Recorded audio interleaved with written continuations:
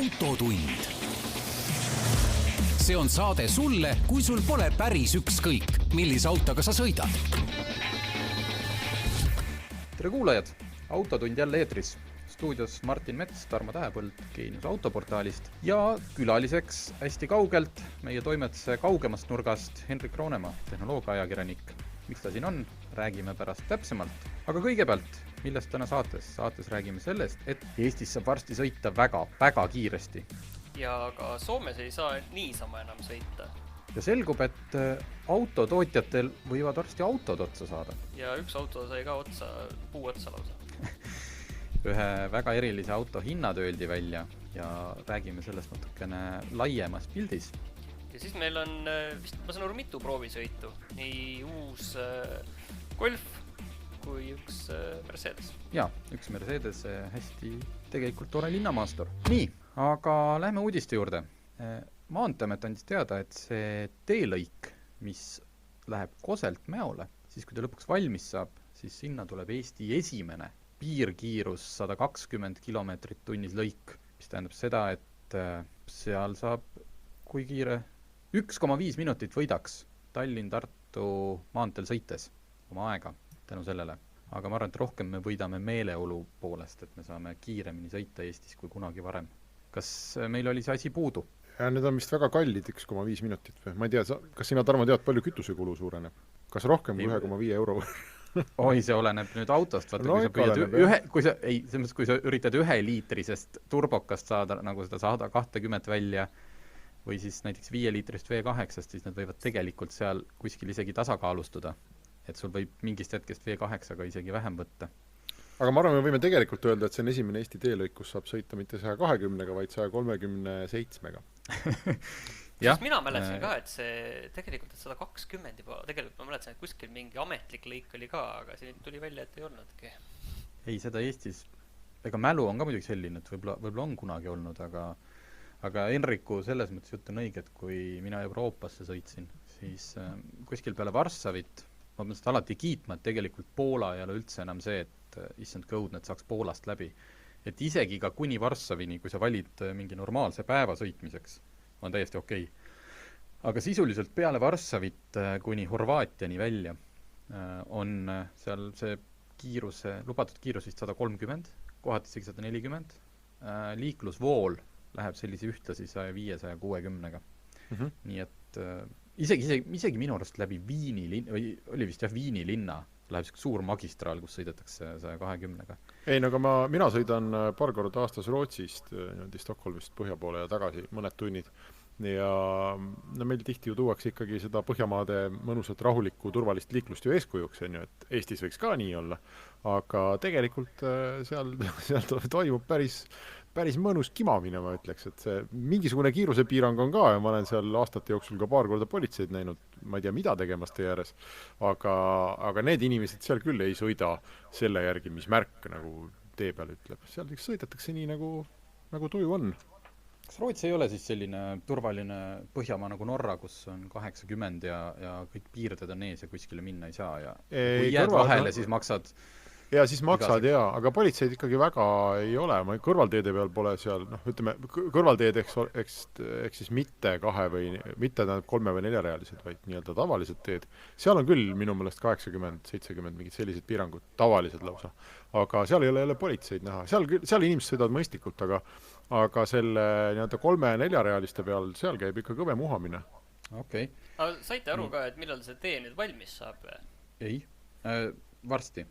Mina loen välja muidugi, et alles 2 aasta pärast saab see lõplikult valmis, aga millal aga otsused tulebki varem ära teha, sa pead ju liiklusmärgid ära tellima ja... Sinna pannakse need elektroonilised, ma väga loodan. Ma eeldan küll, jah. Ei, seal öeldi ka, et loomulikult see 120 ei kehti ohtlikel hetkedel ja talvel, et see on ikkagi selline ilusa ilma kiiresti sõidu märk. Nii. Aga Soomes läheb vastupidi asi palju karmimaks, sellepärast et seal hakkab kehtima seadus, mis... lihtsalt öeldes keelab põhjuseta paarutamise. Mis see tähendab? Et see tähendab, kas see on nagu mingi asi, mis kehtib nagu seal eriolukorra ajal või see on selline asi, mis nagu nüüd jääbki nii, et see niisama lihtsalt sõita ei tohi? Ei, see ei ole eriolukorraga seotud. see on, et rakendub uus seadus, mille käigus määratletakse mootorsõidukitega liikumist kui lihtsalt viisi ühest kohast teise minna või töö tegemist. Kõik, mis sinna hulka ei kuulu, loetakse ebavajalikuks. See oli nõukaajal Eestis ka niiviisi. Ja paragrahv 54 väidab, et kõik ebavajalik ja häiriv sõitmine on keelatud. Vot selline hirmus lugu, mis läks siin Eesti loomulikult autoentusiastide ringkonnas ka liikvele, see oli üleuudis, üle.fi, mis tähendab, et see ilmselt ei ole päris, ma ütleks nagu fake news või kellegi poolt niimoodi võetud kuskilt välja väga kontekstist, et midagi seal taga ikkagi on. Ja no ühesõnaga politsei see on tõlgendamise küsimus. Ja näiteks, Soome politsei toob näiteks, et siis kvartaliralli, see tähendab seda, et kui ühest politseipatrullist samas piirkonnas näiteks möödub auto 3-4 korda, siis järelikult on tegemist juba põhjusta paarutamisega või vähemalt kontrollitakse. Tegelikult ma püüan peaaegu alati inimesi mõista, ma eeldan, et Soome ühiskonnas ei ole vajadust mingi tohutu kontrolli järgi, et ma eeldaks, et sellega lihtsalt antakse politseile praegult nagu hoob, millega vajadusel saab hakata lõpetama mingid sellised tõesti, kujuta ette, kui sul siin on hästi palju mainitud seda, et sama palju õigust, kui inimesel liikuda, on inimesel ka kodurahule. Ja näiteks, kui su kortermaja akna all ikkagi koguneb mingi seltskond või lihtsalt teevadki seal kogu aeg seda möödasõitu oma, kas siis, ma ei tea, ära lõigatud summutitega Harley Davidsonide või otsetorudega BMW-dega, et politseil peaks olema mingi seaduslik alus selle asja ära lõpetamiseks. Inimeste koju saatmiseks, kes ei lähe, saab trahv. Sest et muidu on see, et ma eeldan, et ka Soome väga toredas ühiskonnas on täpselt need samad, kes siis hakkavad vastu aukuma. Aga mis õigusega ma ei või siin olla? Aga näidake mulle seadust. Ja siis näidatakse paragrahvi 54. See on minu nagu idealistlik maailmavaade sellele, et see on puhtalt politsei enda õigus ja tahaks eeldada, et Soome riigil veel nii palju raha on, et nad ei pea selle 100-eurose trahvi pärast hakkama nüüd käima nagu igal auto kogunemisel ja seltskonnal sabas sõitmas ja nüüd 100-euroseid korjamas. Ma ei tea.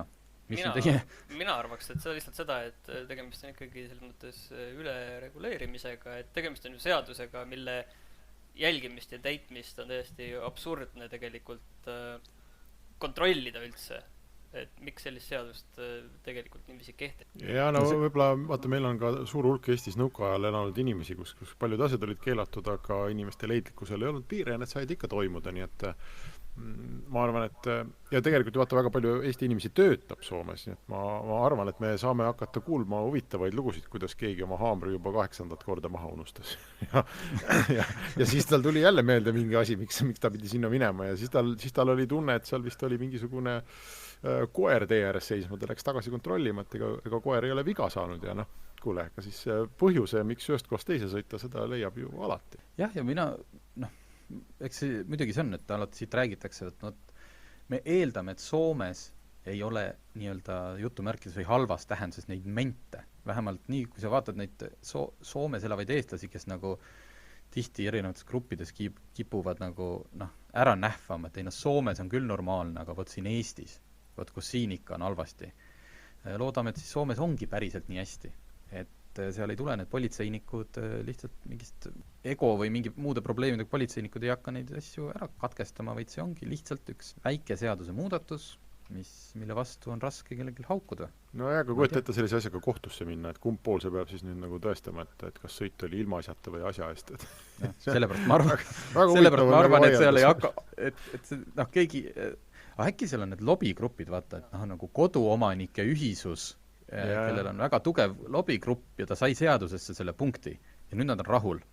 Ja poliitikud on rahul, sest et koduomanikud on rahul ja lõppkokkuvõttes tegelikult ei juhtu mitte midagi. Ja mina automaatselt miskipärast arvasin, et tegemist on rohepoliitika osaga, et ei ole CO2 nagu paisata, aga ma ei tea, kas see elektriautodele ka kehtib torma? Aga see võib olla ka niimoodi, et äkki see lihtsalt ei tunne, vaat see on küll hea, jah. Aga kui sa elektriautos kuulad jälle hästi kõvasti muusikat seal sõites, see ka segab. Jah, inimesi muidugi. Ei, ma mõtlen, et kuna tegemist on sellise refereeritud looga, et seal võib-olla selles seaduse põhjenduses, mis teadupärast on alati ju mingi tohutu dokument, on see seletuskiri, et ma eeldan, et kindlasti on seal sees ka see roheasi, et ärge sõitke niisama. Jah, aga kuna me oleme kõigest ajakirjanikud, siis me muidugi ei ole seda lugenud, et me lihtsalt no ma proovisin seda, vaata, see on see seadust me küll ei ole lugenud. Üle punkti artiklit ma lugesin. Nii, aga läheme siit edasi kohe ühe Eesti autokogunemistega. Eestis juhtus siin Volbri nädalavahetusel või kevadpühade, ma vaatan seda asja endist tudengi seisukohalt, et kõik on ainult Volber, aga tegelikult oli ju hoopis kevadpüha. Et avastati Salmistu külas, mis asub kus kohas, Põhirannikul, eks ju. Puu otsast, üks huvitav asi, mida Eestis puu otsast tavaliselt ei avastata. Te teate, mis see on? Olete näinud? Me oleme lugenud seda uudist, jah, aga ütle ise välja. Tegelikult oli posti otsas. Posti otsas oli pargitud Lamborghini Huracan. Kes ei tea, no ühesõnaga sõna Lamborghini juba ütleb ära, auto, mille hind uuena algab tugevalt teisel pool, või ühesõnaga on 220 000 eurot. Salmistu külas puu otsas. Niimoodi ilusti parkinud, tõesti nagu väga soliidselt selline, kujutage ette, selline pisatorni kaldega Lamborghini, keset väikest kaluriküla. Ja erinevad andmed räägivad, et sellel hetkel oli seal kõrval olnud ka autojuht ja tema daam, šampuseklaasid käes, aga ma ütlen, ma lähtun siin puhtalt interneti kommentaariumil. Pealtnägijate ütlused. Auto nagu visuaalselt väga palju kannatada ei olnud saanud, ilmselt turvapadjad lahti ja niimoodi, aga et ta ei olnud nagu sinna posti otsa sodiks sõidetud, vaid ta on ilusti kiiluna siin üles tõusnud. Politsei kommentaar oli hästi lakooniline, et nad on sellest kursis, keegi vigastada ei saanud ja asjaga tegeleb edasi kindlustus. See kindlustus on muidugi eriti, ma tahaks olla see kindlustusfirma, nagu ei tahaks olla kahjuhindaja, sest et eelmine aasta kõige suurem auto kahju, mis kinni maksti remont, oli Lamborghini Urus, linnamaastur, mis kohtus metsloomaga, ilmselt kas kits või põder. Ja kui sa pilte vaatasid, siis seal jah, üks tuli oli katki, esitiib, ühesõnaga selline, aga kindlasti mitte ei olnud auto, kuidas me ütleme, lömmis. Minul, Tarmo, tekkis seda pilti 70 000 eurot oli see Lamborghini Uruse remondikulu. Minul tekkis seda pilti vaadates küsimus, sina tead autodest rohkem, et kes pole näinud, siis ma võin kirjeldada, et see Lamborghini on seal esiotsaga kuskil 45-kraadise, võib-olla isegi natukene kõrgema nurgaga, ongi posti otsas. Ja ei ole näha, eks ole, silmnähtavalt, et ta oleks kuidagi õudselt lömmis või üle katuse käinud või midagi sellist ei ole. Et ongi lihtsalt, nagu oleks võetud auto, tõstetud nina posti otsa umbes 45 kraadi alla. Kuidas selline asi, mis sõiduvõtet tuleks kasutada, et nii saaks olla? Mõtlen, et see auto on ju ehitatud püsima, eks ole, maas. Ma arvan, et seal on, kuna seal oli enne seda posti tegelikult olnud, põhjendatakse, juhul kui ei olnud põhjuseks need šampuseklaasid käes, et üks teine kogenud sõitja kirjeldas, et seal on üks hästi ootamatu ja järsk kurv, sest et kurvid öösel kell 1 tulevad kuskil küla vahel Lamborghiniga kõik kurvid ootamatult. Et tõenäoliselt ta võis ikkagi ennem ka näiteks libiseda kraavi ja saada sealt selle nii-öelda ülespoole jõu siis või? Tõusunurga, jah. Sellepärast, et kui ta oleks nagu lihtsalt, eks ole, libisenud mis iganes küljega vastu posti või selle osaga, siis ta oleks lömmis ja ta ei läheks niimoodi, eks ole. Ilmselt see on üks väga-väga põnev lugu, mida kõik tahaksid kuulda. Aga sa arvad, et see ei ole photoshopitud sinna niimoodi või? Ei. Mulle saadeti ka väike videoklipp sellest, kuidas autotulede valguses ilmub see sama Lamborghini, mis seal niimoodi pargib. Või siis on keegi geniaalselt palju vaeva näinud. Tegelikult pärast on sellest veel ka pildid, kus ta treileril juba viiaks ära ja nii et. Aga sellega seoses päris huvitav, kui sa loed siis neid kommentaariume, siis hakkas sinna tulema pilte. Küll on kesklinnas kinni peetud üks valge Lamborghini, keegi oli näinud seda oranži see oli oranž, mis posti otsa pandi. Ja siis üks meie enda tuttav saatis mulle pildid siin samas Boordi tänaval, mis on meie toimetust üle tee siin, kus see uus Porto Franco ja kõik need tulevad. Oli keldris olnud üks noorte auto kogunemine, aga see ei olnud selline vanade kolmenda seeria bemmide kogunemine kuskil Ülemistel, vaid siin olid ei olnud tegemist noorte tõenäoliselt startuperitega, kes on teinud mitu exitit, ühesõnaga ilmselgelt olid tegemist laste või nagu noortega, kellel on ostetud need autod või siis on võtnud laupäeva õhtuks oma esivanemat autod. Ja seal olid sellised 4-5 AMG Mersut, alates G63 linnamaasturist, seal oli A45, C63, kellele need numbrid kõik midagi ütlevad. oli olnud sama see valge Lamborghini Huracan Performante ja noored kogunesid seal all. Et ma ei olnud varem kuulnud, et Eestis on tekkinud selline nagu noorte rikaste inimeste auto. Jah. Aga muide, sinna samma Poordi tänavale, autodega. Tarmo. Sinna samma Poordi tänavale, ma ei tea, kas sa oled sattunud sealt mööda jalutama. Jaa, täna käisin jälle. Sinna on tehtud pood ju. Jaa, ma kogu aeg võtan hoogu, et sinna sisse astuda, aga ma olen alati nii valesti riides. Oma selliste koduste sotsiaalse distantsi riietega, et kõnnin kodust ainult siia korraks kontorisse, stuudiosse. Seal olid päris uhked autod, oli siis paar Ferrarit hakkas silma, paar Porschet, mingid Kallimotsa Mersud. Äkki see oli selle poe mingi ladu lihtsalt. Ei olnud. Ma loodan, et täiesti ilma õelus, et ma tahaks sinna poodi mõni päev sisse astuda ja natuke juttu teha ja loodetavasti ollakse nõus, et see on üks äriplaan, mis tegelikult on ju täiesti mõistlik, sest Eestis ei ole sellist nii-öelda superautode poodi, kuhu sa saad kohe minna vaatama seda Ferrarit näppima, kui sa suudad, kui su käekell on õige, et võib-olla isegi proovisõitu saaks. See on jalakäijate täna minu arust, ei ole või? Seal on päris raske selle autoga poest väljagi saada. Ei, sa võid ikka manööverdad tänava peal ikka. Lihtsalt, et Eestis sellist ei olnud, aga milline õnnetu ajastus, sellise buumi harjal, kus kõike ostetakse, siis tuled, teed lepingut, sa teed oma äriplaani, sa tood need autod kohale, ma ju ei tea, mis stiiliga need on, et kas need on juba välja ostetud, eks ju, või on sul vaevalt sa neid kuskilt laenata saad, et kuniks ära müüd. Ja siis, sul on äge äriplaan, mulle meeldib, ja siis tuleb mingi lollakas COVID, ja nüüd sa istud seal Poordi tänaval ja mõtled, et mis must saab ja kas on inimesi, kes, ma ei tea, väidetavalt eelmise kriisi ajal oli selline luksuskaupade müük, sellel tasemel oli nagu säilinud. Et need inimesed, kes jaksaks siuksi või tahaks sellist asja osta, ei kuku iga väikse majanduse köhatuse peale nagu istuli. Aga seal on ju 120 kilomeetrit tunnis me just rääksime, eks ole, on ka varsti lubatud, nii et ongi võib-olla inimestel kiiremat autot vaja. Vot, aga räägime siis veel auto ostmisest või auto müügist. Ja üks kurioosum tänasest päevast vaatasin autouudiseid ja huvitav pealkiri, et India nagu raporteerivis või aprillikuu automüüginumbreid ja see on 0. Et ametlikus sa ei usu? Ei usu. Miks? See on nii suur riik, see ei ole võimalik.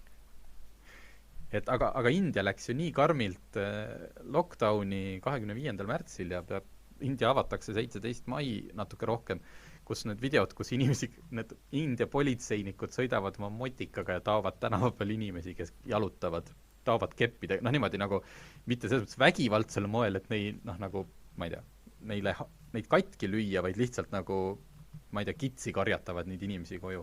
Ei, ma ka tegelikult ei usu, et päriselt ei vahetunud ükski auto omanikku, aga ma hakkasin mõtlema, et äkki see on selline, et see rikkur või kes iganes tahtis saada omale mingit autot, et sai selle kätte, aga paberid vormistatakse hiljem järgi. Ja ilmselt küll, jah. Aga see ei olnud üldse põhiteema, vaid põhiteema on hoopis see, et erinevad arvamused ja asjad hakkavad nüüd tulema, et mis siis autotööstusest ja lähiajal saab. Ameerikas lugesin ühte pikemat sellist nagu, ma ei tea, kuidas see on feature uudislugu või kuidas käiakse, räägitakse erinevate autoesinduse juhtidega ja Ameerikas on kõik maru positiivsed. Nad arvavad, et siin veits veel ja siis kohe kõik läheb uuesti käima ja taastub, mitte nüüd päris muidugi samal tasemel, aga et keegi ei näe seda asja väga mustades värvides. Mis aga võib osutuda probleemiks, ja seda kirjutas ka Autocari üks kolumnist, et võib tekkida autode puudus. Et juhul, kui inimeste kindlustunne tuleb nagu ootamatult kiiresti tagasi, aga autotööstused on ju sisuliselt 2 kuud seisnud. Siin see nädal on hakatud käivitama, Ferrari oli esimene, kes pani oma, see pole ka väga oluline autotootja, aga et kõik hakkavad vaikselt käivituma, aga näiteks ameeriklaste ühte lemmikut Chevrolet Silverado kastikat on laovarusid umbes 30 päeva jagu. Mis tähendab seda, et kui nüüd kõik ameeriklased päriselt usuvadki, et kohe on hästi ja ostavad omale kastika, siis kõik ülejäänud ameeriklased jäävad sellest päris pikaks ajaks ilma. Ja see on turundusjutt, Armo. Ma ei usu, see on nagu see bookingus lähed mingit hotelli bookima. Ei, aga punane kiri on ainult 2 tuba järgi, booki kohe. Ja siis sa lähed närvi ja mõtled, kogu mu puhkus läheb sinna. Ma ei tea. või Ju siis neid on see, et autosid seal ikka on. või siis on see, et sul ei ole valikut. Või noh, Et mis sa see, võtad et ootad mõned nädalad ja siis saad oma auto. Ma ei tea, kas ameeriklased on harjunud sellise õudusega. Eestis peab kõiki asju 6 kuud ootama. Aga võib-olla Ameerikas on see, et sa ei komplekteerigi nii väga oma autot. Et on kõik, seal on kõik asjad peal, mis on ja minu arust Ameerika, kui ma siin Eestis olen vaadanud, ei ole nagu sellised, nagu me oleme harjunud Škodal, et sul nagu lisavarustuse või see linnukeste tegemise nimekiri on mingi 3-4 lehekülge. Ei tea, varustusastmed ja lähed ja ostad. Aga kuidas kas sina usud, et automüük läheb uuesti käima ja aasta lõpuks ollakse kuskilgi omadega? ma arvan, et seda keegi ju ei tea tegelikult isegi, mis juhtub meil siin 1 nädala pärast. Et ma ei tea, et kas suvel Viljandi folk toimub või kas me üldse kunagi lennukiga veel lennata saame või sel aastal või keegi ei tea midagi, nii et ma arvan, et siin auto müüki ennustada ette on see on siuke huvitav tegevus. Me võime küll sellest rääkida, aga ma arvan, et sellest ei sõltu eriti midagi. Aga räägime siis autohindadest ja suutsin jälle panna saatesse sisse ühe Alfa Romeo. Alfa tegi endale sünnipäeva kingiks siis Alfa Giulia GTA, millest me siin mõned saated tagasi rääkisime, ehk siis Giulia kõige võimsama versiooni veel eriversioon. Hästi kerge, hästi 40 hobujõudu võimsam. Ja kui tavaline Giulia Quadrifoglio 500 hobujõudu maksab alates 86 000 eurost, siis Alfa GTA, mida toodetakse ainult 500 autot, hakkab maksma umbes 180 000 eurot, pluss siis maksud ja ühesõnaga, niisugune 200 000 eurone Alfa, mis on uute Alfade mõttes kõige kallim auto, mida Alfa üldse kunagi tootnud on, nagu, kui sa lähed ja ostad teda nagu uuena siin, vähemalt kui me räägime tänapäevastest. Millega seoses tekkis ringkonnas arutelu, et kas see on nüüd aus hind või ei ole. Et tegemist on ju tegelikult ikkagi eksklusiivse väljalaskega. Ja siis on see, et kas 500 autot on piisavalt eksklusiivne. Kas see tekitab turul sellise olukorra, kus ostetakse autot ainult sellepärast, et seda on vähe, ostetakse kollektsiooni ja mõned ainult sellepärast, et seda hiljem edasi müüa. Aga jama on selles, et nagu McLaren Elva just hiljuti tõestas, siis kes tahtis ehitada 400 väga eksklusiivset McLaren Elvat, tõmbas selle 249 peale, sest nad ilmselt ei müünud neid nii hästi. Ja näiteks Ferrarid on hakanud Ferrari suurim tragöödia on see, et ta müüb väga palju Ferrarisid. Ja mitte linnamaasturid, vaid just neid sportautosid. Et siis on kõigil nagu on või? Jaa, et Ferrari müüb peaaegu juba 10 000 autot ja see asi oli jamaks läinud pärast seda, kui Ferrari läks börsile ja siis loomulikult peab ju hakkama kogu aeg tulemusi kasvatama, börsifirma traagika. Et sa ei saa jääda, et sa räägid oma aktsionäridele, et meil on väga eksklusiivne. Me see aasta ei viitsi tõusta eriti, sest et Ferrari tuleb sellise tempoga uute mudelitega välja, et keegi ei suuda, isegi tavalised Ferrari kliendid ei suuda neid enam kõiki nagu ära hallata või osta. Ja lõpuks on see, et see tänavapilt, kui see kõik oleks nii jätkunud siin, siis ma ei tea, võib-olla ta nüüd jätkubki jälle kohe varsti. On selline, et see, et sa sõidad Ferrariga on umbes sama eksklusiivne nagu näiteks, kui sa sõidad Porschega. Et sul jääb puudu see, Ja Porschega ei ole ka, Porsche omanik ei oleks ka halb olla, ei firma omaniku ega auto omaniku vaatepunktist. Võib-olla see lõpeb seal, vaata kus Apple lõppes, et oli selline eksklusiivne kallis asi, aga tegelikult USA-s on turuosa 50% ja tooted on ka poole kallimad kui telefonid, mida inimesed muidu võiks osta. Et mine tea, kõik on võimalik ju. Summad on küll kahjuks väiksemad. Samamoodi on Apple'il olemas ka odavamad telefonid, nagu Porschel on olemas ka odavamad autod. Jah, aga nüüd siis lõpuks taandubki kõik sellele, et kas need inimesed, kellel oleks see 200 000 välja käia, leiavad, et see Alfa kindlasti selle 500 autost mõni ostetakse lihtsalt sellepärast, inimene tahabki päriselt seda autot sõitmiseks, sellepärast, ja ta on kogu aeg tahtnud. Ja kui palju on siis neid inimesi, kes natukene arvutavad ja mõtlevad ja vaatavad ka perspektiivis, et kas sellest võiks saada nagu tulevane klassik. Vot, me seda ei tea, aga see auto on igatahes äge. Veel üks uudis siia lõppu. Kui me rääkisime Porschest, et saaks sujuvalt üle minna.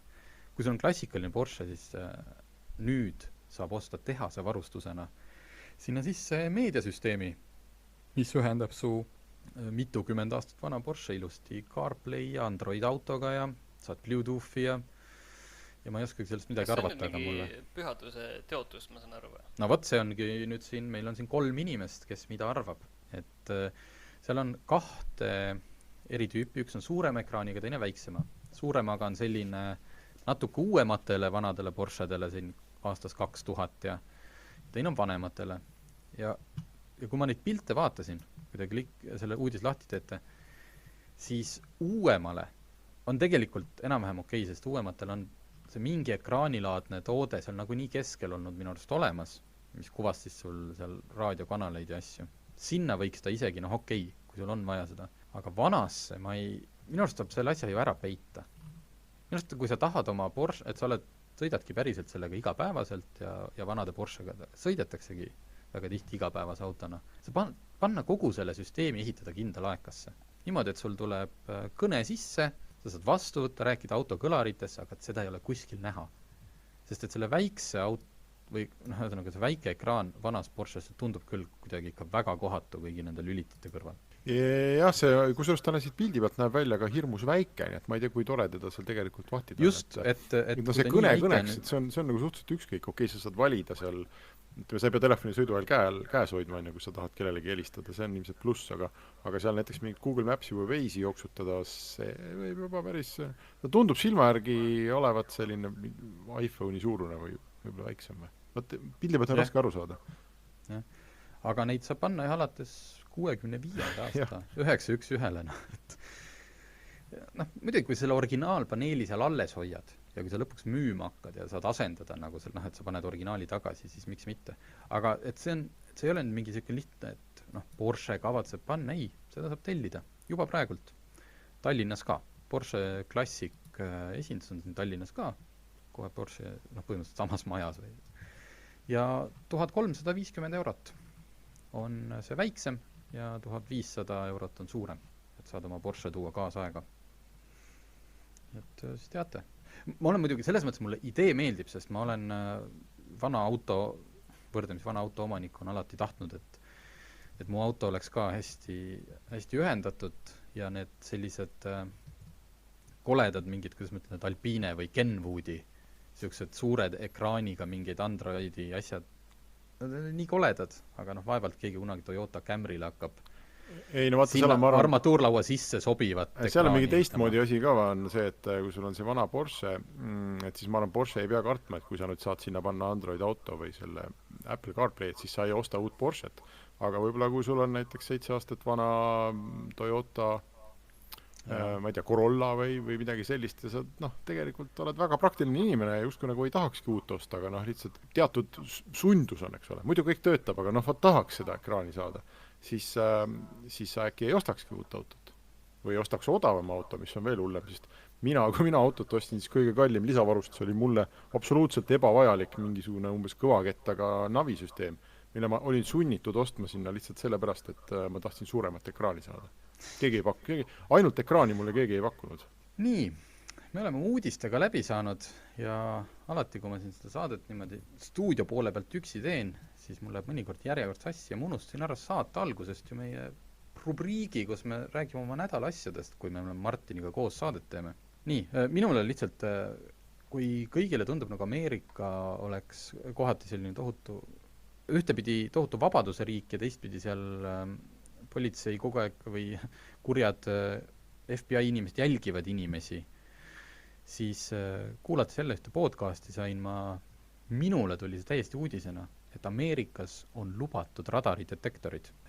Nad täiesti ametlikult on müügis, selles podcasti omas nad testisid, need on olnud 10 aastat müügis, seal on erinevate sagedustega ja asjatundjad juba teavad, et ühes osariigis kasutavad politseid rohkem mingi K-bändi ja teisest teistsugust ja see kõik on väga lubatud. Ja mul tekib küsimus, et kust see piir, et miks kuidas ei ole Ameerika suutnud neid ära keelata? Kas see on tohutu vabaduse piiramine ja kuidas Euroopas on see suudetud niimoodi piir panna?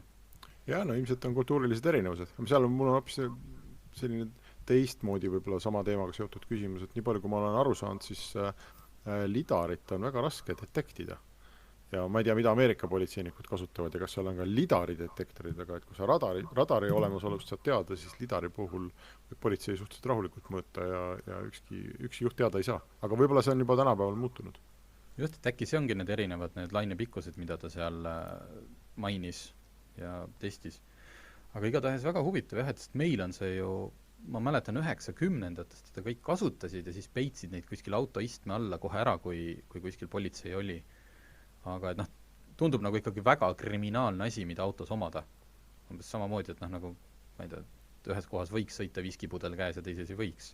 Mina ei ole nagu nii kindel, et selle ärakeelamine ka mingi ideaalne lahendus nagu on, et see, kas siis kõik kasutaksid tegelikult ka neid. Ma ei ole nagu kindel. Enamik inimesi sõidab tegelikult normaalselt. Ja sisuliselt on ju tegemist nagu veisiga. Et veisis ju pannakse ka politsei kirja. Jaa, aga veisi keelame ka ära või? Ei, ma mõtlengi, et jah, et nüüd tänapäeval on see radaridetektor tulnud tagasi äpina sisuliselt. Kui sa saad usaldada seda. Jah, radarid ka, kas sa radarit usaldad. Nii, Martin, mis sina oleksid saate alguses rääkinud, kui ma sulle sõna oleks andnud? Mina oleksin rääkinud sellest, et pühapäeval tegin ühe pikemad sõidud ja läbi Tallinna ja vaatasin jälle iga kütusetankla posti otsas on üks ja sama number. Seekord see küll langes 5 senti. Bensiin 95 hind kukkus, aga igal pool läbi linna on üks ja sama hind ja mul on ikka see kahtlus, et miks keegi ei julge nagu natukene allapoole tulla, et kas seda konkurentsiga, kuidas sellega ikkagi on? Sest et mina sõitsin läbi Jäneda küla ja seal on üks müstiline tankla nimega Okoil ja seal ilutsevad alati kõige väiksemad numbrid ja seekord olid need numbrid lausa bensiin 95 eest oli 1,095, mis on ikkagi pea veel 5 senti madalam, kui siin linnasaksad peavad maksma. Kuskil see konkurents nagu toimib ja kuskil on võimalik müüa, aga kuskil pannakse ikkagi kõik nagu ühe joonlauaga. Et ma saan aru, et need kliendisoodustused on erinevad, et kokkuvõttes seal tulevad erinevad hinnad ja kellel on see biokütuse... Ei, no me räägime posti hinnast alati ikkagi. Jah, aga kellel on see biokütuse nõue ja osadel ei ole, aga hind on posti otsas ikka kõigil täpselt sama. Sest et Tallinnas on ka tegelikult Tallinna külje all ükskord sõitsin välja, siis seal Keila poole oli see Krooning. On üks tanklakett, kes oli ikka tunduvalt soodsam, kui olid need suured ketid, mis siin veel linna piiril asusid. Tarmo, sa küsisid mu käest üks päev, et mis minu auto kütuse kulu on. Just ta totaka näoga sulle otsa vaatamas. Ma ei tea, aga ja samamoodi ma tegelikult ei tea, palju kütus maksab, aga see põhjus on suhteliselt lihtne, ma sõidan nii vähe. Ma tangin nii harva, et kui ma jõuan sinna kord 6 tanklasse, talveperioodil ma jõudsin kord 2 kuu jooksul, et nüüd on rohkem sõitmist olnud, jõuan kord 6. Et siis ma kuidagi nagu, ma väga hästi vist ei pane tähele seda, et kas kütus on 5 senti ühel või teisel pool või 10 senti. Aga muidugi ma saan aru, et paljude inimeste jaoks on tegu suure kuluallikaga. Suures pildis ta nagu ei muudagi midagi, see on lihtsalt mingi rahvuslik sport, mida me kõik jälgime. Ei, ma saan aru ja tegemist on sellise kõige hämmastavama juhusega viimase 100 aasta jooksul üldse maailmas, et need kütuse hinnad vist kogemata ongi. Kogu aeg inimestel tulevad Eestis hommikuti samad mõtted, et kütusefirma juht ärkab üles ja mõtleb, palju täna peaks kütuse hind olema ja mõtleb mingi numbri ja teate, telepaatiliselt.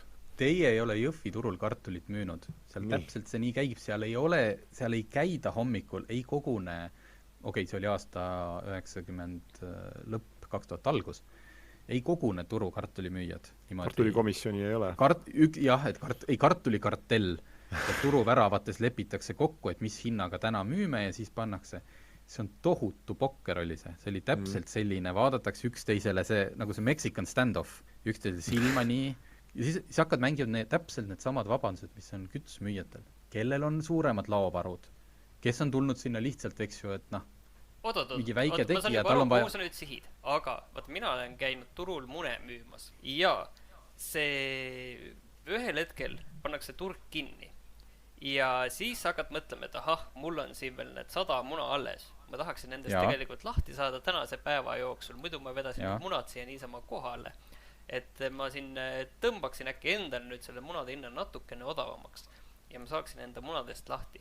Või kui ma paneksin endal natuke odavama hinna, siis kuhu maale teised tulevad järgi lihtsalt sellepärast, et mina tahan endal sellest lahti. Just. Aga kui turul on ainult 3 kartulimüüjat ja kõik nad plaanivad olla seal turul iga päev, suve lõpuni. Nagu meie olime, me olime iga päev, meil ei olnud huvi seda niimoodi, et ma pean täna lahti saama, sest muidu ma viin selle õhtul koju. Suva, ma tulen homme jälle. Ma müün homme edasi. Ja sa lased hinda alles siis, kui... Ja siis tuleb... Aga mis nad siis teevad? Ja hinda lasime alles siis alla, kui teised hakkasid alla laskma, sest mis sa üksi istud, kui sa ei müü, siis sa ei müü. ja rahvas oli täpselt sama hinnatundlik kui selle kütusega. Kõik väga läksidki hea. Sa seletasid praegu selle Eesti kütuseturu väga hästi lahti, nüüd me saime kartulite näitel. Aga ongi, nii kui kukub kuskil 5 senti, kujuta ette, Neste langetab 5 senti, Olerex ja Circle K päev 2-3 ei lähe sellega kaasa. Kõik tankijad lähevad ju Nestesse. See levib kulutulena, kuigi inimesed võidavad sealt paagi pealt mingi 3 eurot, mille eest nad lähevad ostavad kohe kohvi, siis ikkagi nad lähevad kõik sinna Nestesse. Ükskõik kes siis, ja teised peavad järgi minema.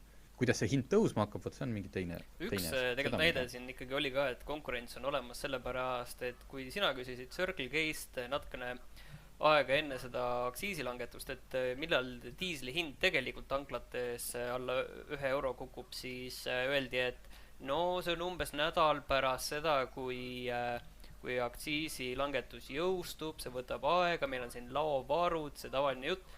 Tegelikult juhtus see 2 päeva enne aktsiisi langust. Aga kas see just näitabki seda ju, et see turg toimib, et nad tahavad rohkem müüa ja kohe langetati. Ja nüüd meil kukkus see aktsiis Leedu tasemele, aga Leedus on ikkagi diisel 10 eurot või 10 senti liiter odavam millegi pärast. Ma nüüd pean ütlema vahel, et ma ei ole ühegi kütusefirma lobigrupp, ma lihtsalt püüan saadet natuke huvitavamaks teha ja olla siis siin Martiniga opositsioonis. Lihtsalt need faktid, mida mulle on kütusefirmad esitanud, nüüd ma muidugi muutusin kütusefirmade lobistiks, on see, et see Orleni tehas, kus kõik eestlased oma kütuse saavad. Et kujuta ette, kui sul see liiter kütust või siis tonn, palju neid, ma ei tea, palju see veok mahutab, Leedust siia tuua või siis Leetu viia, nagu niimoodi juba transpordi pealt. Millest ma aru ei saa, on see, et kuidas meie ühises ja Euroopa Liidus saab ikkagi nii olla, et miks meie peame panema nagu rohkem biolisandid kui leedukad, sest see on teine põhjendus, mis öeldakse, et Leedus on teistsugused biolisandi nõuded. Kas siis riik maksab kuskilt servast mingit trahvi rohkem või kuidas nemad on saanud seda nagu, Ei saa, see on see, et ei saa, kuidagi ei saa, tahaks, aga ei saa, kõik on nii keeruline, kõik on nii, uskuge mind, see on võimatu. Lihtsalt on selline koht see Eesti. Õnnetu lugu on see, et kui ma olen nüüd paar aastat siin maitsenud ajakirjaniku leiba ja siis kõik mu sõbrad arvavad, et minust on saanud tohutu püstolreporter ja selline tõeline Pulitzeri järgmine kandidaat, et miks ma ei uuri välja, kuidas see kütuse hind ikka tuleb ja kus see kartell on, siis ma ei tea, ma pean veel paar aastat harjutama, et ma saaks teada, kuidas ühte võimalikku kartelli lammutama hakata, kui seda ei ole siiamaani suutnud, ma ei tea, mitmekümne aasta jooksul ükski meie suur, ma ei tea, saade, väljaanne või mis iganes. Nii et 2 võimalust, kas seda kartelli ei ole või on see tõesti lihtsalt nii peen nagu kokkulepe, kus ei nad ise ütlesid ka ju hiljuti, keegi ütles, et ikka me arutame oma vahel, et see selles mõttes, et mõnes mõttes see arutamine on arutamine. Okei, Henrik, mis sul? Ma isegi tea, mis sul juhtub, sest ma käskisin sul sellest rääkida. Õigemini me arutasime enne saadet, et mis see võiks olla ja siis tuli üks asi meelde. Ja see on õpetlik lugu teistele. Just ülbitsesin, kuidas ma sõidan autoga nii vähe, et ei tea, palju kütus maksab, aga selle eest ma tean väga hästi, palju maksavad rehvid, eriti kui neid osta 2 kaupa ja mitte 4 kaupa. Eriti kui neid osta siis, kui su rehvimees on tegelikult päris hõivatud kevadhooaja rehvivahetusega. Ja osta siis, kui tuleb välja, et isegi Poola suures laos ei ole neid rehve, mida sul on 2 tükki tagasillal juba olemas ja 2 tükki esisillal need oleks vaja. Aga kuskilt need õnneks ikkagi 2 päevaga välja tõmmati. Kuulak, aga nüüd rääkis mees, kes sõidab väga vähe autoga, aga tal on oma rehvimees. Absoluutselt, no kuule. Kuskil peab inimene ju käima rehve vahetamas. Muide, väga alati võin oma rehvimehele reklaami teha. Minge kõik refiring.ee. Super koht. Aga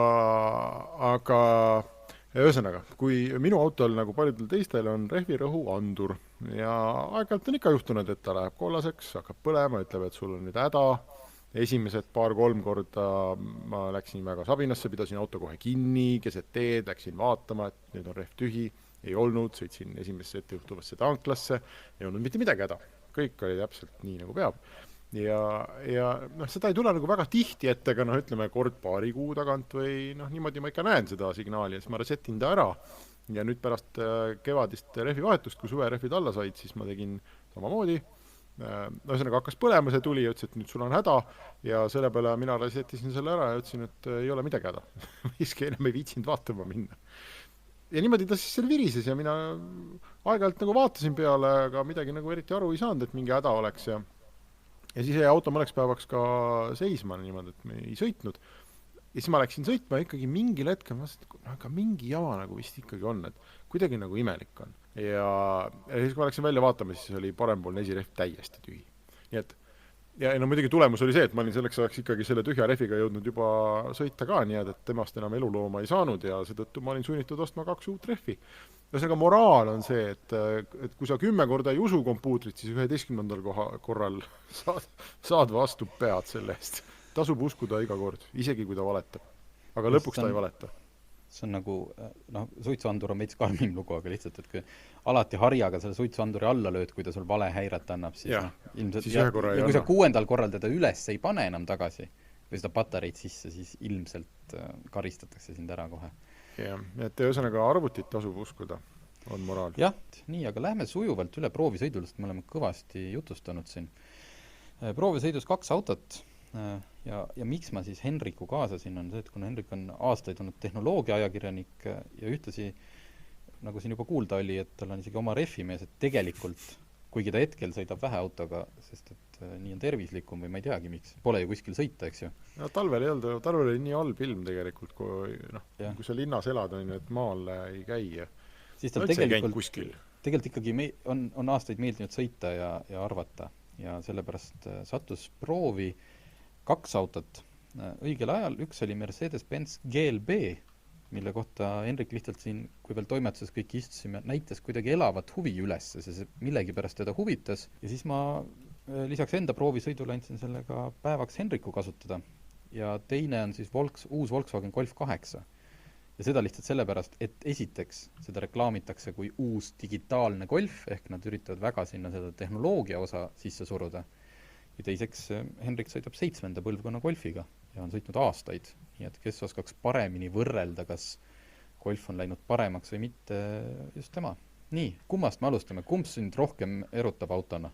No vist see Mersu selles mõttes, et ma võin selle loo ära rääkida, et miks ma selle nii-öelda linnamaasturi vastu huvi näitasin, et ma varem ma ei ole selliseid tendentse enda puhul täheldanud, aga ma sõidan praegu Golfiga ja lapsed on nii palju suuremaks kasvanud, et kui ta 4 aastat nüüd on ikkagi praktiliselt super pereauto olnud ja mitte universaal, vaid tavaline luukpära.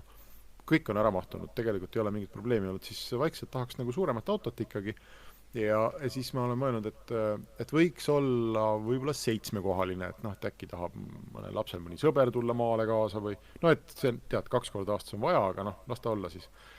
Siis tuleb välja, et 7-kohalisi autosid, mida ka nagu autona tahaks osta, ei ole eriti palju. On suured ja kallid, on ju näiteks seal Q7 ja Range Rover Sport ja midagi sellist, aga see, arvestades, kui vähe ma sõidan, siis kuidagi ei taha nagu maksta selle eest. Ja siis on need nii-öelda minibussi moodi asjad. No mahtuniversaalid, jah. Nagu jah, et Peugeot on eks ole midagi, Renault, Fordil, neid on vist kõigil peaaegu. Ja seda ka nagu jälle kuidagi, ma ei tea, mitte et need autodena midagi viga oleks, aga lihtsalt ma ise tahaks mingit teistsugust autot, rohkem autot võib-olla. No Peugeot 5008 linnamaastur on ka 7-kohaline.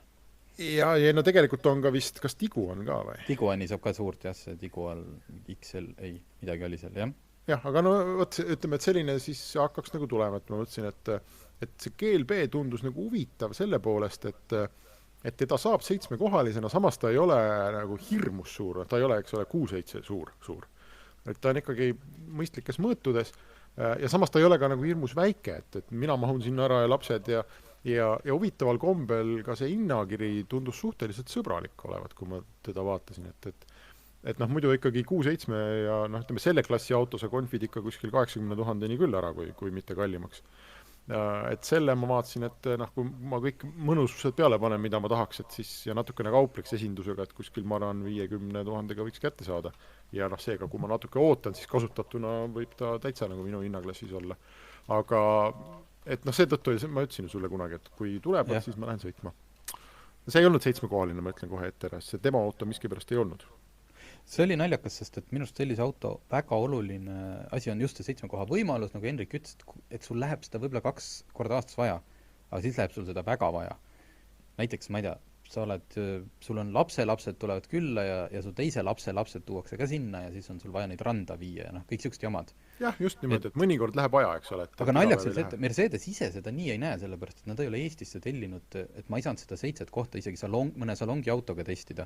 Nad ütlesid, et nad ei ole ühtegi 7-kohalist Eestisse lattu toonud, sest et seda tõenäoliselt keegi ei taha. Ma ei tea, minu arust on see küll siuke lisavarustus, mis sul veits võtab seda pagasnikuruumi ilmselt ära.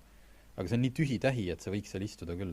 Ma ei tea, võib-olla ta paneb hinnale siis mingi tohutu summa juurde, et aga samas, miks sa siis üldse ostad sellist autot, kui kui sa isegi 7 kohta kui sa nagu ainult 5-kohalisena ostad, et siis on ju autode valik nagu väga suur või kas sa siis just pead sellise poolsuure linnamaasturi ostma.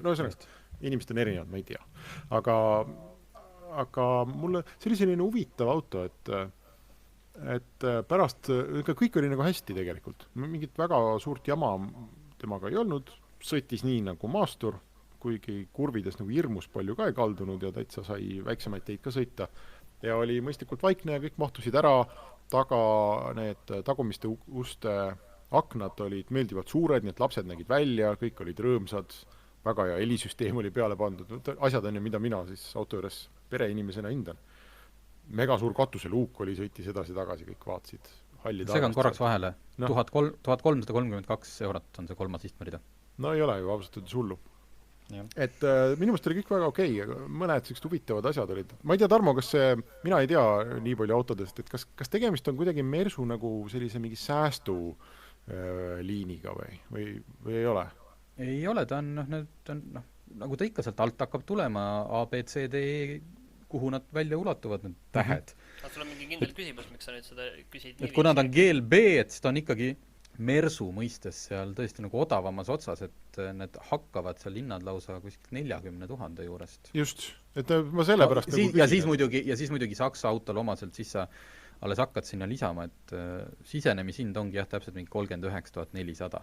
Aga see hakkab ju, ütleme, et korralikus varustuses GLB ja tippvarustuses Kodiaq hakkavad nagu, nad nagu lähenevad teineteisele hinna osas ju enam-vähem või mitte? Ja, ma ütlen, et tippvarustus või korraliku Kodiaqi mina panin kunagi kokku omal, tõesti sellise, kus sa peaaegu vist, ma arvan, et äkki ma mingi kärukonksud ja sellised asjad jätsin välja, et mitte päris lolliks minna.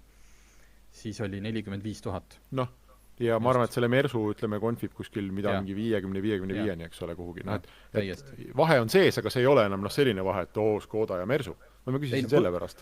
Ei, kui me räägime sellest, meil oli proovisõidus oli 2-liitrise mootoriga, päris võimas, 225 hobujõudu, bensiinimootor, hind hakkab 46 000 ja paneme sinna nipet-näpet juurde, eks. Lihtsalt, et sama võimsa mootoriga peaaegu Škoda Kodiaq, vaata see RS, mis meil oli ka proovisõidus, maksis 56 000 eurot. Okei, kas see oli ka RS? Jah, aga ega tal võimsust palju rohkem ei ole, Ta nagu, ta lihtsalt Škoda RS, aga ta näeb äge välja, see Mersu nägi ka. Muide, ma oma sellest nimekirjast, mis ma siin enne need autosid ette lugesin, Kodiaqi unustasingi ära ja ma mingil hetkel täitsa kaalusin Kodiaqi ostu, käisin sõitmas ja ma ikkagi pean tõdema, et tõenäoliselt selle autol ei ole mitte midagi viga, et võib-olla rohkem on viga minus, aga et vähemasti esialgu minust ikkagi Škoda omanikku ei saa. Nii, aga sa küsisid selle Mersu odavuse kohta. Ei, selles mõttes, et hinna poolest oleks seda ju nagu täitsa vastuvõetav, aga seal olid mõned sellised huvitavad asjad olid, ma ei tea, kas see tuleb tarkvarast või nagu kuskilt mujalt, aga et näiteks Android auto crashis kogu aeg. Et sisuliselt oli kasutuskõlbmatu. Ja viga ei ole minu Android autos, sest ma kasutan seda hommikust õhtuni kogu aeg. Kas Android auto, võiks kõik need Bluetoothid asjad mitte kogu aeg ja minu arust on see suhteliselt tavakäitumine see, et mingi hetk su telefon kaotab selle Bluetoothi ära olenemata margist, olenemata telefonist. Ja seda küll, aga ikkagi, et need autod ja telefonid ei saa üksteisega hakkama, aga see on võib-olla ainult minu nagu... Ega nad eriti, seal ütleme, tuleb nagu ette, aga seal Mersus oli niimoodi, et sa paned ju Android auto, paned kaabliga, paned oma telefoni sinna külge ja ta loopis ikka põhimõtteliselt iga 10 sekundi tagant mul ühendust maha, ükskõik mida ma ka siis ei teinud, et tundub, et probleem oli sealpool. Ma internetist pärast lugesin, et teistel on ka seda olnud ja ma ei saanudki aru, et kas mingi hea lahendus on.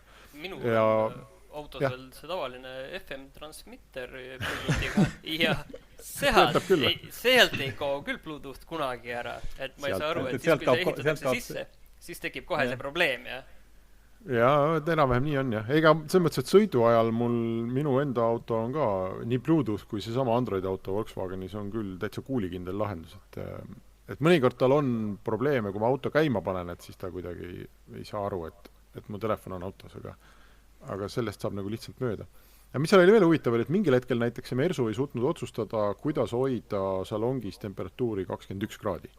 Et ta läks sellist teed, et ta vaheldumisi puhus hästi kuuma ja siis puhus hästi külma ja siis puhus hästi kuuma ja siis puhus hästi külma, nii et mul lõpuks terve auto täis perekonda virises, et iga 2 minuti tagant oli neil palav ja siis neil hakkas külm. Kuule, see ongi see automaatika. Ma tean, see oligi see nädalavahetus, see ongi nagu Eesti kevad, vaata, sa paned paksu jopega õue ja siis viskad ta maha ja siis paned selle jope selga, sest päike läks pilve taha. No ei tea, igatahes kuidagi see jällegi, et olles oma autoga sõitnud kogu aeg igasugustes tingimustes ega teiste autodega, see ei tundunud mulle plaanipärane käitumine, mida peaks sisse ehitama autosse. Mulle selle Mersu puhul nagu väga meeldis ühtepidi, seesama see, mis ütlesid, see on tõepoolest, kui sa oled harjunud jällegi, mitte et ma igapäevaselt, vaid testiautodena sõitma Mersudega, tavaliselt ikka tuleb testiauto mingi äge suur linnamaastur, 100 000 eurot, siis tundub nagu niisugune soodne linnamaastur Mersu mõttes. Oli väga äge ja mulle meeldib kohutavalt praegu see Mersu disain seest. Mulle ka. See suured õhuvõtuvad, see on näha, et ma saan. Meil on see, ma seda alati raiun. Kui ma maksan auto eest palju, näiteks siis ütleme selle Mersu eest 50 000 eurot, ma tahan näha, et ma maksin 50 000 eurot. Mind ei huvita, mida need teie mingid amordid teevad kuskil 200 kilomeetri peal tunnis kurvis, jumalast savi. Ma tahan, et mul oleks nagu, ma istun selles luksuses, mille eest ma olen maksnud. No võtta, aga see sama luksuse küsimus, Tarmo, et selle Mersul oli käigukangi ei ole, ütleme, käigukang on roolisamba peal, plastmassist, nagu seal, kus muudel autodel on klaasipuhastajate see kang.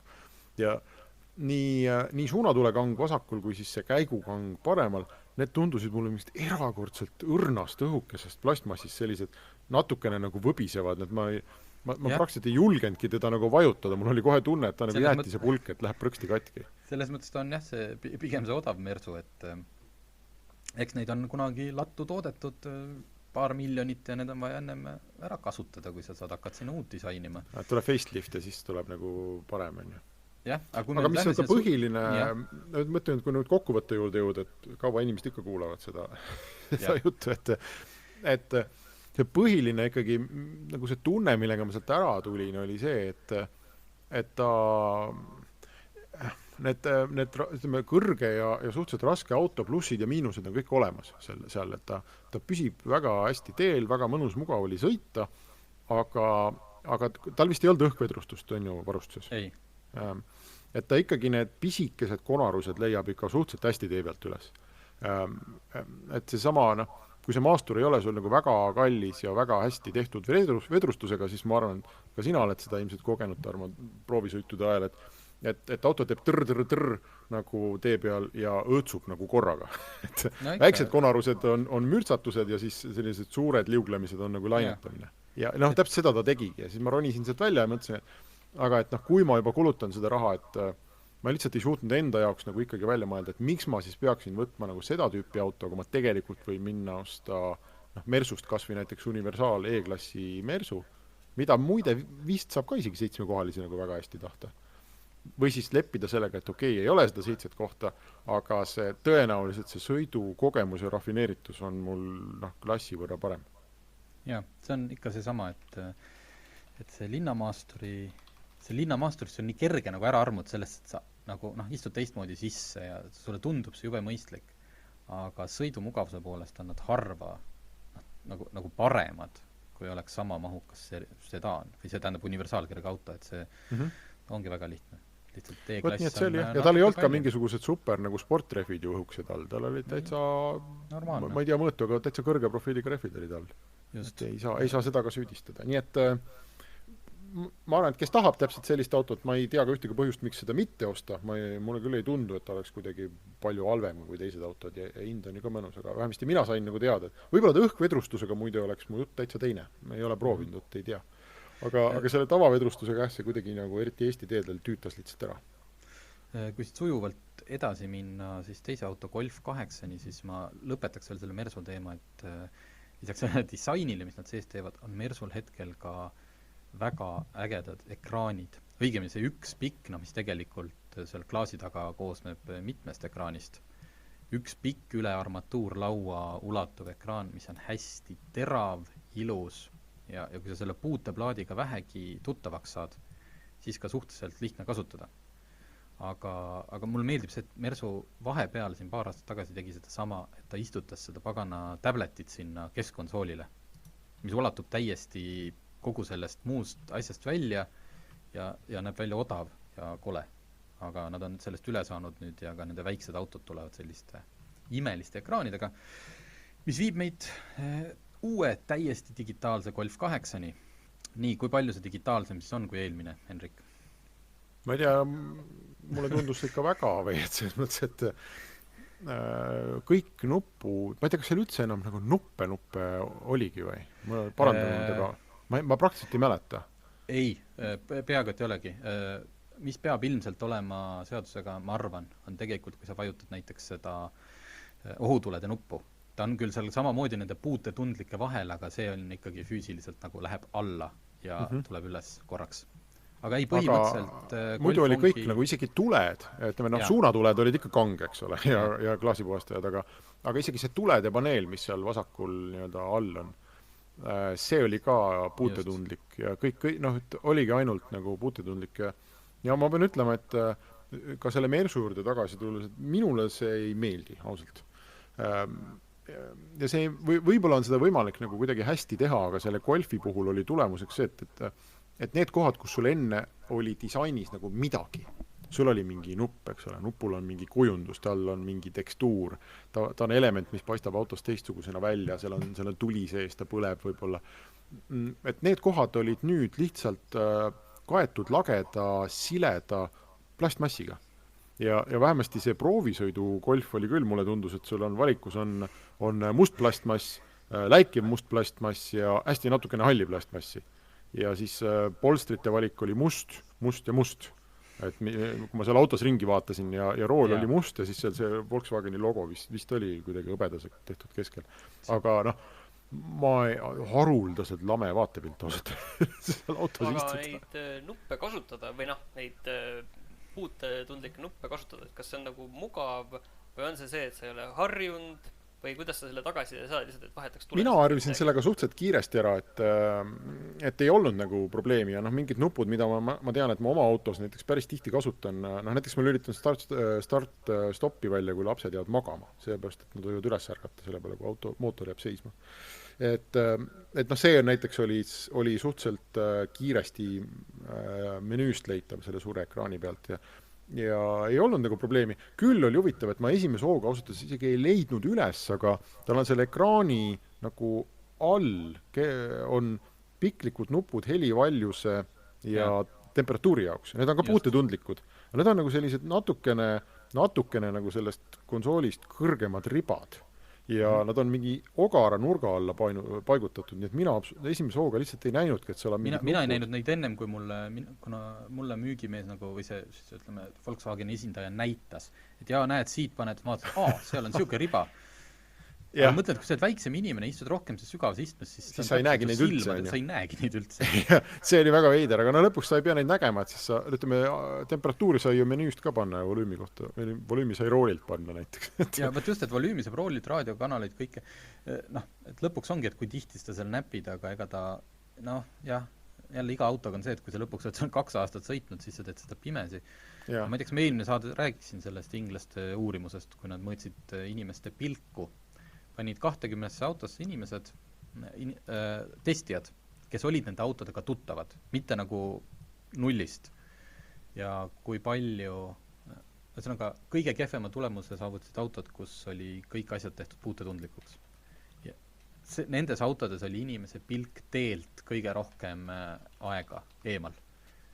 Versus need autod, kus kliima, raadio, need põhiasjad on füüsiliste nuppudega eraldi, kuhu sa ei peagi sisuliselt üldse peale vaatama, vaid lähed keerad oma seda nuppu. no kui sa pead kuskile menüüsse minema juba, siis see on sama hea põhimõtteliselt, kui kasutad telefonit.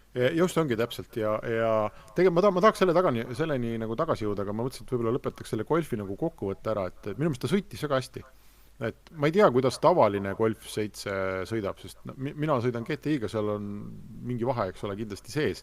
Aga mul ei ole nagu etteheiteid tegelikult selle uue Golf 8 mitte mingisugustele sõiduomadustele küll. Ma ei oska midagi halba välja tuua. See on lihtsalt riskides siin langeda sellistesse rahvuslikest stereotüüpidesse. See on nagu kõige saksa, nagu sellise, kui me räägime sellest, et tegelikult ma tean, mul on väga mitu saksa sõpra, kes oskavad nalja, aga see huumorivaene või tõsine sakslane, sest et ma pärast leidsin hinnakirjast või kui ma vaatasin brošüüri, seda saab tellida ka heleda sisuga. Võib-olla aja jooksul, kui tuleb juurde mingeid erinevaid mootoreid, seal hübriidid, asjad, tuleb juurde ka mingeid sisuvalikuid. Aga tõesti, seal ei ole võimalik, nagu on näinud siin Peugeot, et sa paned omale kas või selle kontrasttikandi istmele või et sul armatuurlaud on kuidagi, ma ei tea, kas kangaga kaetud. Sul, nagu sa enne ütlesid, sul on valida kas helehall sisu või tumehall sisu. Ja kui me vaatsime auto välis... Sisu on ju täiesti lame, selles mõttes, et vähemasti seal ees istudes see oli lihtsalt üks lõpmatu tumeda, sileda plastmassi väli. Ja, just. Ja ta ei tekitanud sellist kuidagi ulmelist või Skandinaavia elutuba nagu Teslas. Ei, ta ei tekitanud üldse mitte midagi. Mõtlesin, et see oli täiesti tundetu istumine, mis viis mind ühest kohast teise. Või, kui ongi kuskil need inimesed, kes ütlevad, et auto on minu jaoks tarbevahend, viib ühest kohast teise, andke minna. Aga ma ei tea. Ja, kõik selles mõttes auto, kui nüüd rääkid hindadest, siis proovisid auto oli selline first edition, kus tehas on, selles paketis ongi juba mitmed asjad sees ja tegelikult, mis sealt oli millegi pärast välja jäetud, oli see keyless entry, et sa pead alati taskust selle võtme välja otsima ja nuppu vajutama sulgemiseks ja avamiseks. Käima läheb nupust, et sa võid siis selle võtme tasku tagasi panna. See võiks olla ja siis tagurdamisandurid olid, et tekib see auto nagu kujutis, aga ei ole kaamerat. Muu minu jaoks oli seal kõik olemas ja see auto maksis 28 000 eurot. Jaa, aga ma mõtlen veel kord, et ma ei kujuta ette, et inimene, kes oma ümbritsevast sellisest oma ümbritseva keskkonna visuaalsest kvaliteedist või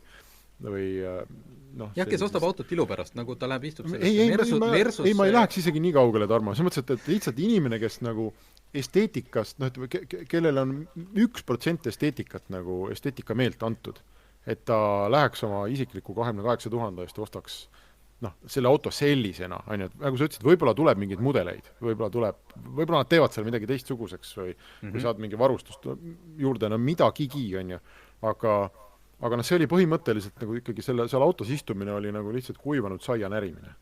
Et ajab asja ära, aga Et naudikund ei pakkunud, sõita oli väga hea, ma võin öelda, see oli 1,5 liitrine kerge hübriid, et tal taustal kuskil mingi väike elektrimootor aitab teda natuke rasketel hetkedel ja mul tuli pika Lõuna-Eesti ja Tallinna tuuri 700 kilti ja tuli keskmine 6,1, mis on bensiinimootoriga auto kohta väike kulu.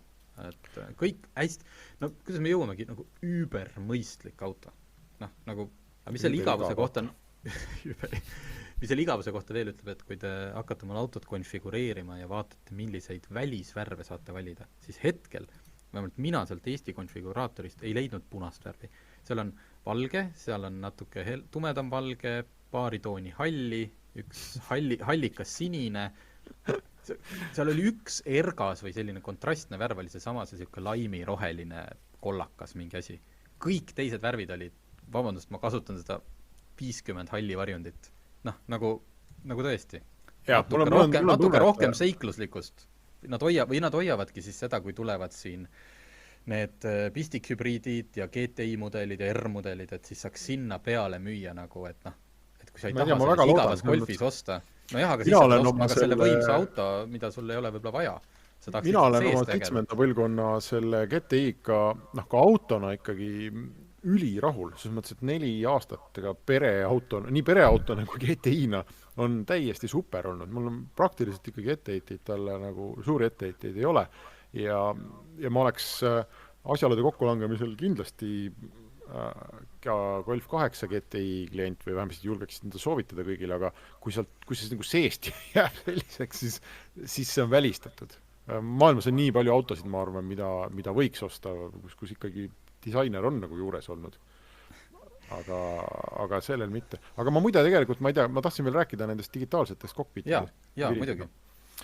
Et nii Mersul kui nüüd sellel Volkswagenil, et sul on tegelikult 2 suurt ekraani, on ju, et kus sul vanasti tavalisel autol olid seierid ja osutid. See on ju nüüd digitaalne ja siis sealt kõrvalt jookseb ju veel, kõrval on siis, Mersul vist oli see 1 suur pikk ekraan. Ja Volkswagenil on seal siis teine suur ekraan nagu kõrval keskel.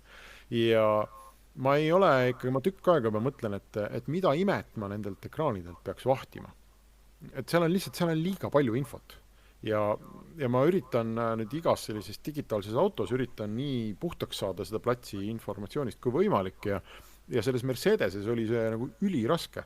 Ja need on veel sellised nagu üle disainitud, need näevad välja mingi punased, sinised, mingid välgunooled, jooned, kõik on nagu dünaamiline, hästi värviline ja mingi gaimeri mingid arvutividinad. Täpselt. Ja. Vaata, ma eelmine nädal rääkisin sellest sama Mercedese LED-tuledest, mis ümber, oi, see oli äge. No võt, see sisevalgustus on nagu üks asi, et ta saad timmida, aga kui sa sõidad tundide kaupa ja sul põhimõtteliselt käib selline disko, mida sa ei saa maha keerata, käib sul nagu kogu aeg. Ma tegin isegi pilti spetsiaalselt, ma praegu vaatan seda fotot, et kui palju on infot selle ekraani peal, mis on kõik täiesti mõttetu. Minu kui mitte autoentusiasti jaoks. Ma ei tea, ma näen seal mootori temperatuuri, pöördeid, ma ei tea, mitut sorti infot selle kohta, kaua ma olen teel olnud, ma ei tea, kuhu ma lähen, mis on sisse lülitatud, mis on välja lülitatud, kiirus, ma ei tea, umbes mitmes kohas, ilmad, kellaajad, seda on lihtsalt absurdselt palju.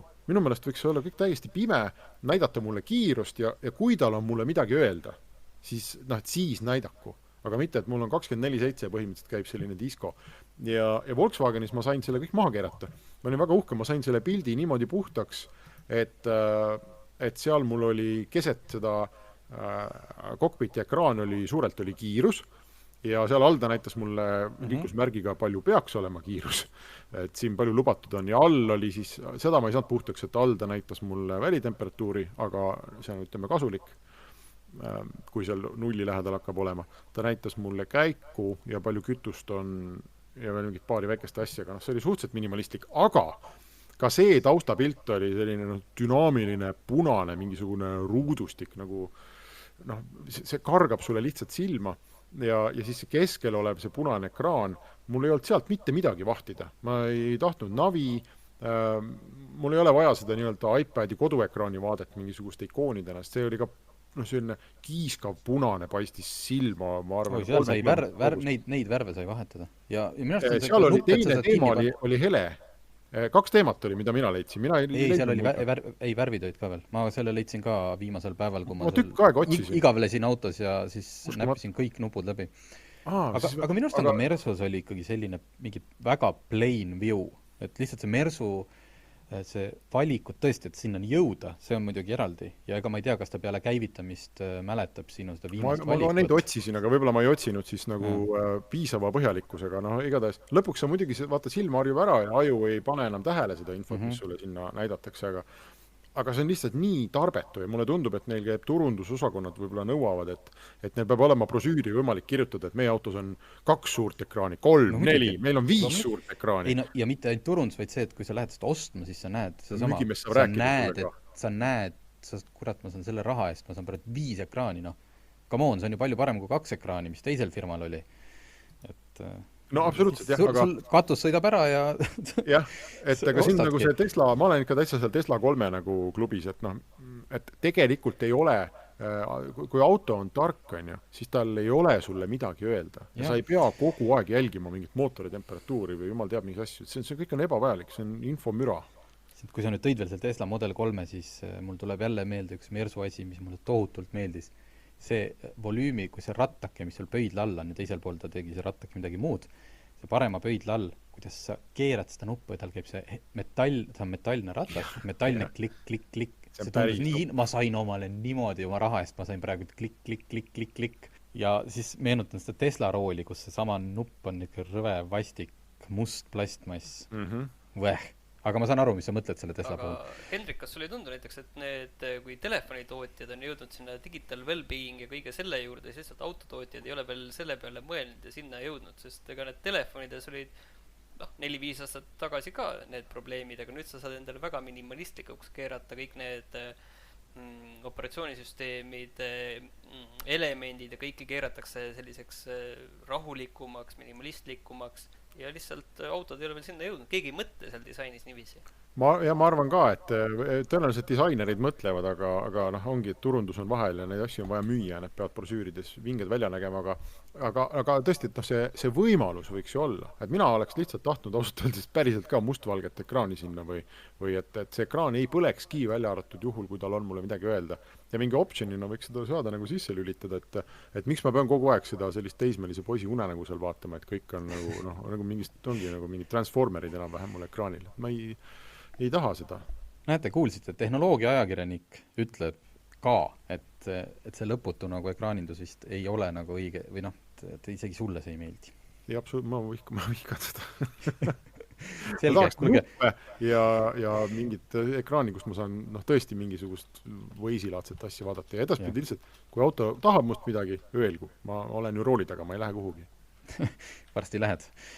Nii, aga me oleme ikka päris pikalt suutnud seda saadet täna teha, aga õnneks meil oli lõbus, loodame, et kuulajatel oli sama lõbus ja kohtume järgmine nädal jälle. Aitäh, et tulite!